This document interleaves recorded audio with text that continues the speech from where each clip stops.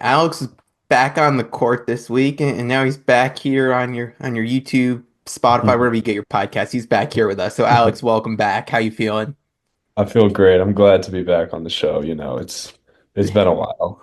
It has been, and I feel like the season's only been a month long, really, and it seems like there's already been quite a number of ups and downs so far this season, early on here. Yes, quite a number of ups and downs, a lot of learning experiences, but every team's new, every team's different, and we're figuring out the puzzle for this team right now to be great. Yeah. So what has the past month kind of just felt like for you as you've been going through these ups and downs? Obviously some downs in Maui, but coming back strong this past week with the wins against Baylor and Texas.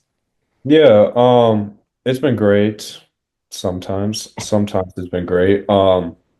Obviously Maui was just surprising and just disappointing for everybody just because every time we put on the UConn jersey, we want to compete for championships, and that's what's expected out of this program. And to not be able to do that and really just, it's just a disappointing and embarrassing performances out there. It was really just heartbreaking for everybody, and that trip itself just wasn't fun at all. And then to respond back with Baylor and Texas, it's huge for us just to be able to get those two quad one wins for us that'll help us later down the year. And to have another one coming up on Saturday is going to be important for us too. But this is a new team.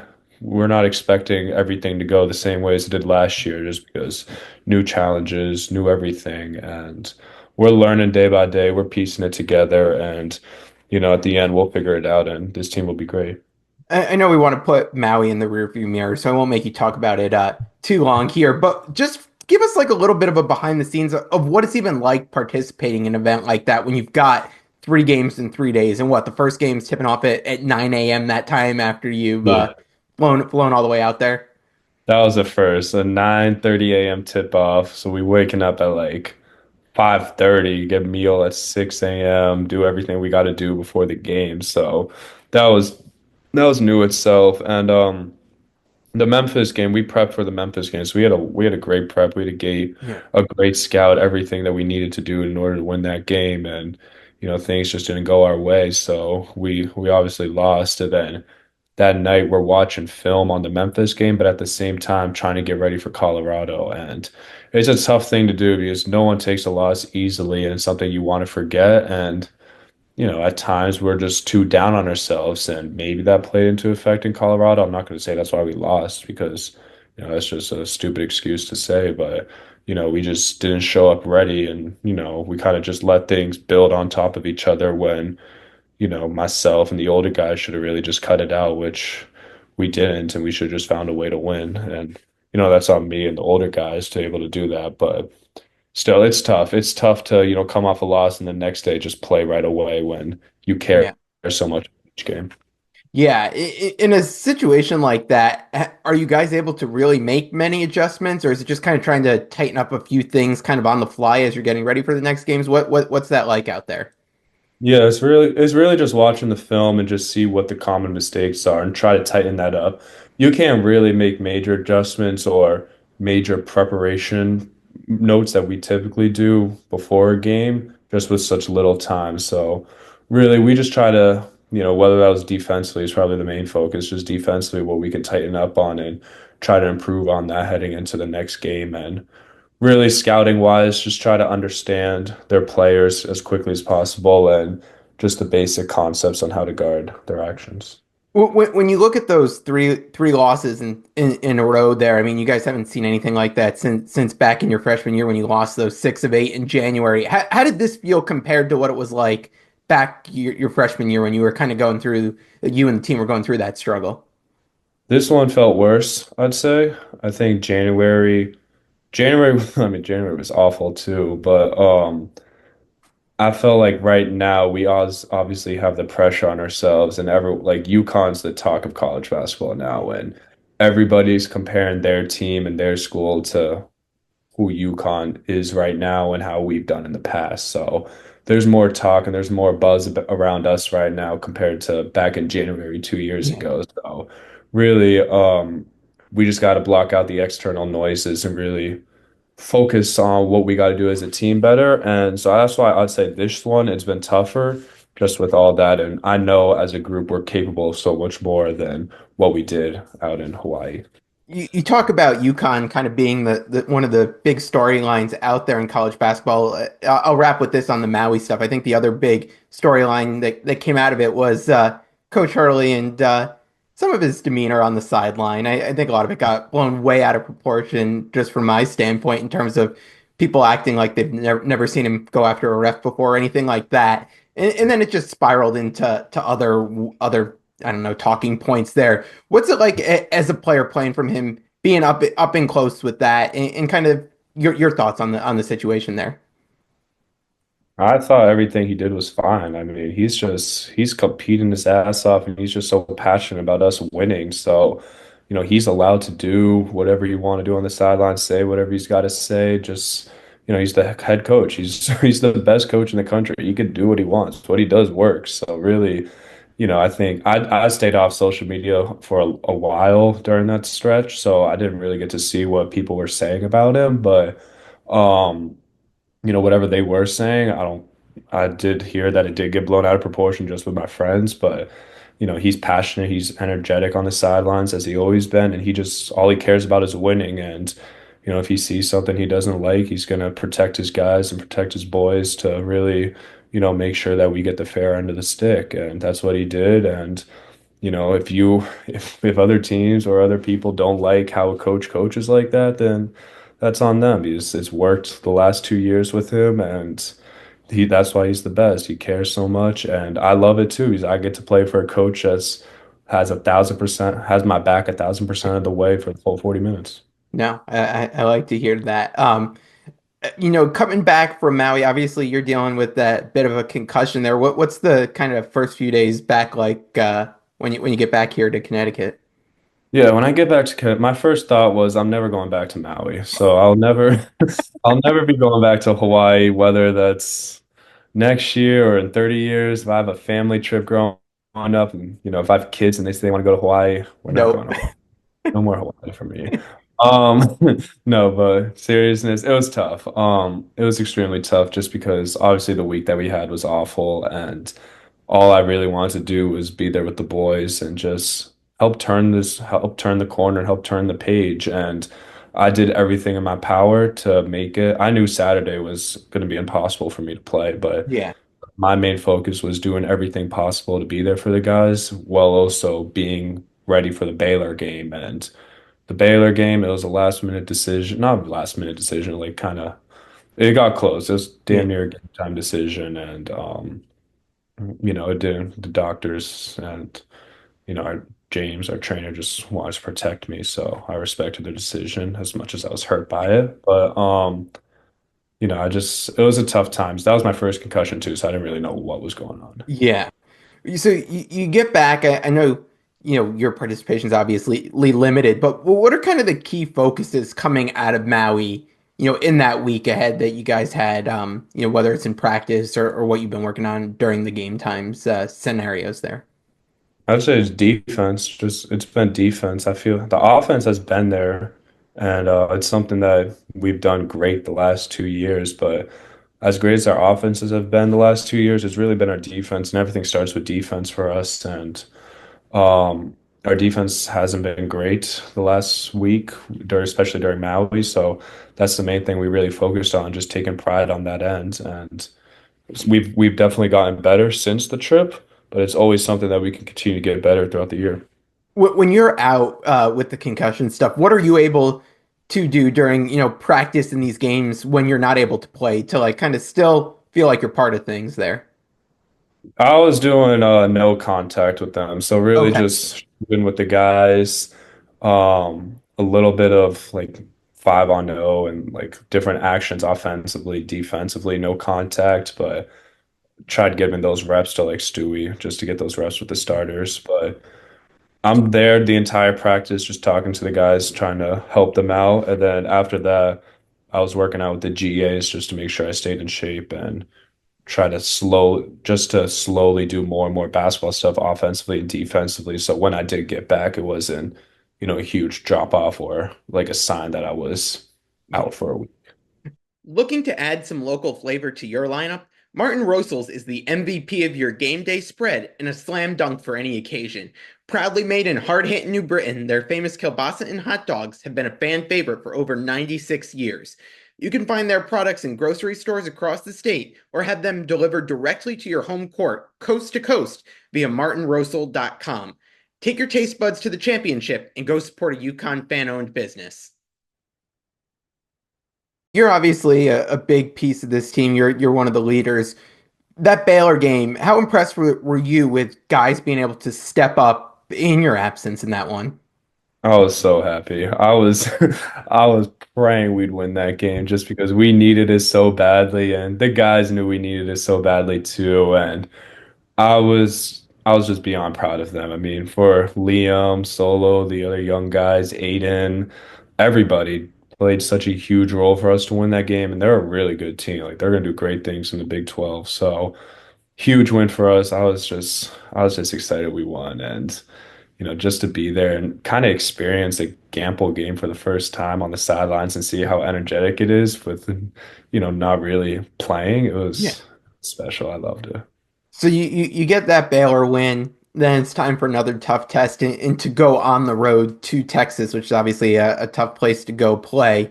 What was it like getting to go with this team and head into your first true road game of the year?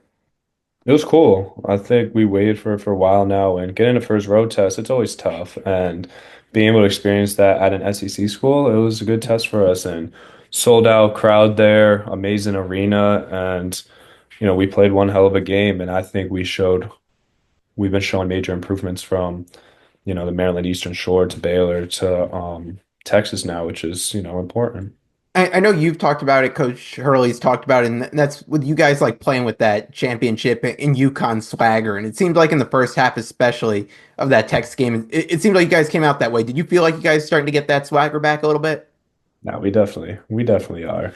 We definitely are. We always had that swagger. We just, I don't think it's ever gone away. It's just, we had losses, but we always had that swagger. We always wanted to play with that. And the main thing was just being together. Because that Texas environment, it was good and it was a tough one. So just being together and try to get the crowd out early, which is exactly what we did, and really just build on how well we played in through the opening media timeout. Yeah, I mean, you obviously had a big game all around there, stuff in the stat sheet. What was it like just being back out there after you had to sit out there for a week plus?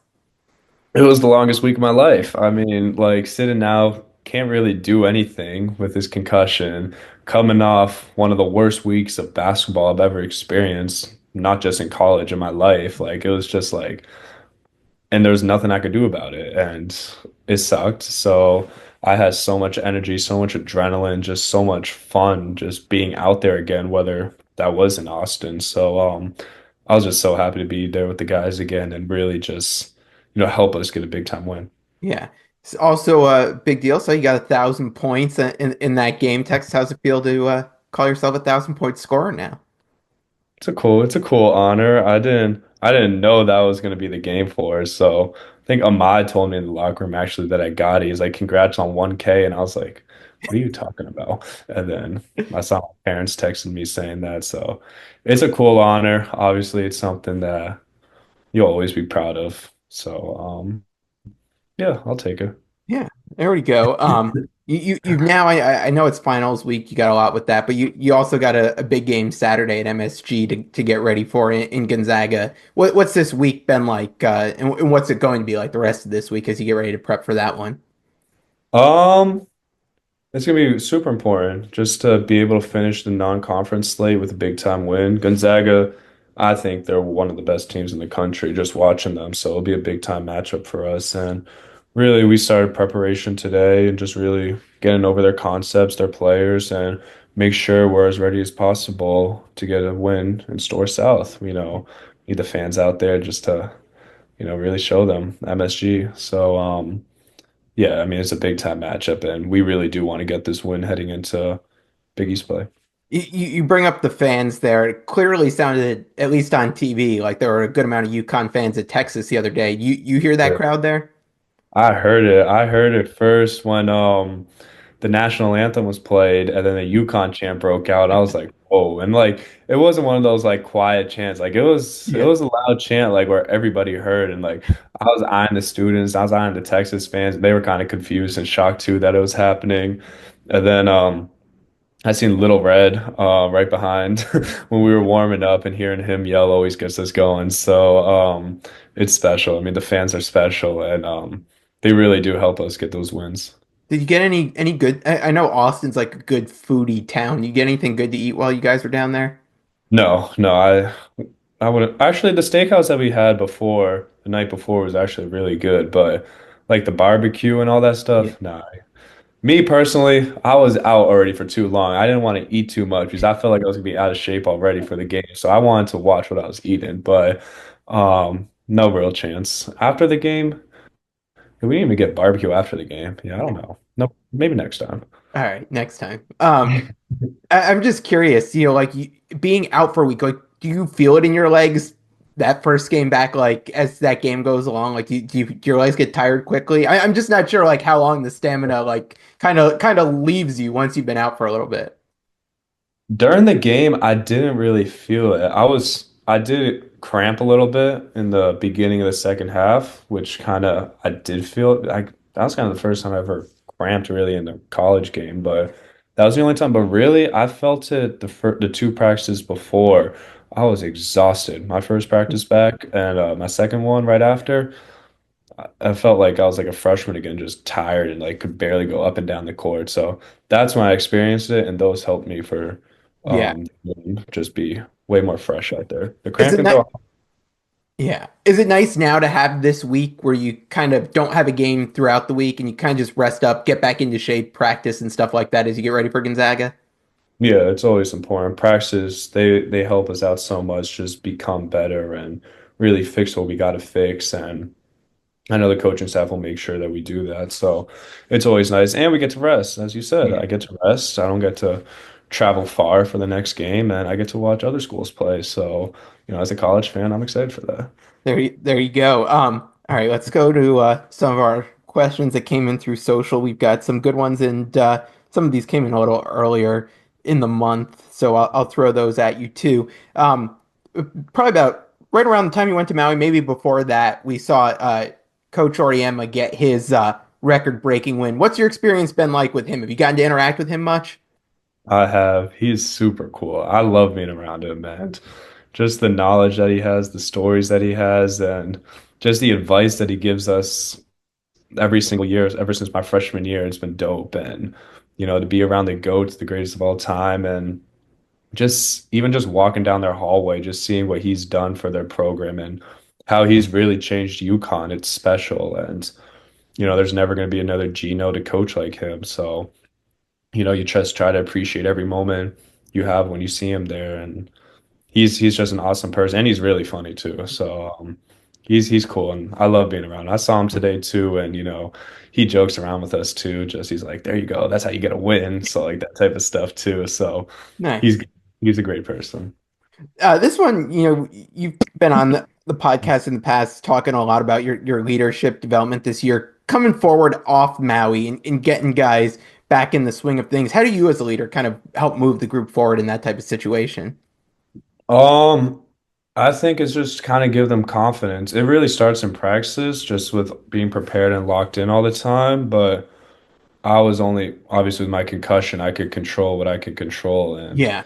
I was just really just talk to the guys, or before the game, I'll just send them text messages, just really just hyping them up and really just believe in ourselves that we can get it done, and they did it. So just always being there for the guys and just remind them too. I mean, me and Samson Haas, we talked about the January that we had 2 years ago too. So that losing stretch was nothing new for us. If anything, that stretch made helped make us the team that we were to ultimately become national champions. So we just learned from it in January. That's what I'm trying to tell the guys too, that it's a long season and we can't let those 3 games or that stretch affect or make us as that team that lost 3 games in Maui. Like that won't be the team that's remembered. Let's see what else we've got here. Oh, this one came in today. They saw your new deal with Powerade out there. What's the Powerade flavor of choice there? Powerade flavor choice. I like the blue. I've always been a big fan of the purple one. All right. And they sent me this flavor called Island Burst, which I've never really heard of before, and pretty good. So ever since I told them that, they keep sending me Island Burst. So now my locker has like 6 boxes of Island Burst Powerade. So All right. I if you guess want to I try, found a new thing I need to do a taste test of and see what I think of the Island Burst Powerade. it's pretty good, but I'd recommend any flavor of Powerade. There we go. There we go. Spoke like a true spokesperson there. Nicely done. Let's see. This one came up. What's the roommate situation like this year? Did you end up solo? I am with Hassan Diarra. Okay. Put the two vets together, and obviously I was with Donovan the last 2 years. I miss him. I miss him a lot. That's my guy. But Haas has been great. He's different than Donovan, but in a sense, we actually work really well as roommates. Did I think we would? I don't know, but we worked really well. We've gotten a lot closer just from being roommates, and he's an awesome guy to talk to. So I love him as a roommate. There you go. He had plenty of assists the other night, so it seems like that roommate connection paying off there a little bit. Yeah, I think he only passes it to me because I'm his roommate. So Let's see. This year, any sort of pre-game rituals that you or the team have this season? We as a team, we've always done like the huddle just as players only, just saying a prayer and just a little hype speech before we get out to the court. So we continue doing that. Individually, I just kind of stay with the same routine of just stretching. I've added jump rope in my Okay. stretch now, and I always have Gavin, our strength coach, stretch me at around like the 64-minute mark. And then left sock before the right sock and left ankle tape before the right ankle tape. Everything left before the right. All right. Interesting. I think now that people hear that, they're going to be doing that before they go to games. Try to follow. Unless you do right before left, don't change right now. It's too late to change. All right. There you go. Um, Guess we'll wrap with this one because I'm not sure I'm going to talk to you before the holidays. What's on the holiday wish list this year? Holiday wish list. Last year was the scooter, Yeah. and And I it came got through. It that. came through, right? It did come through.